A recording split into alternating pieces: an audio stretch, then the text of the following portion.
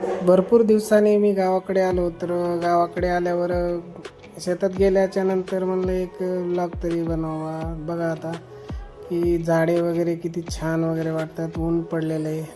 विहीर पण फुल भरलेली आहे वर काठोकाठ. आणि विहिरीच्या साईडनं बघा किती झाडे वरपर्यंत आलेले आहेत, त्यामुळे विहीर दिसत नाही आहे. वडील आयुष, जय आणि साक्षी आमचे गाय धुण्याचं काम चालू आहे त्यांचं नदीमध्ये. नदीला पण भरपूर पाणी आहे आणि शांत पाणी आहे. पुढे नदी अडवलेली आहे, त्यामुळे ते पाणी पूर्ण आमच्या इकडं शेतापर्यंत येतं.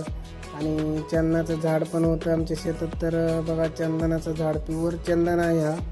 आणि आतमध्ये गाभारा असतो, तो गाभारा त्याच्यापासून काही सुगंधी वस्तू बनवल्या जातात. आणि बघा चिंचेचं पण झाड होतं तिथं. तर केवढं मोठाली चिंच आलेलं आहे चिंचेला. आणि वातावरण एकदम छान झालं होतं. घरी वडिलांनी परत दुसऱ्या दिवशी बत्ती वगैरे चालू केली. तर सकाळ सकाळी बत्ती आमच्या घरी पेटते.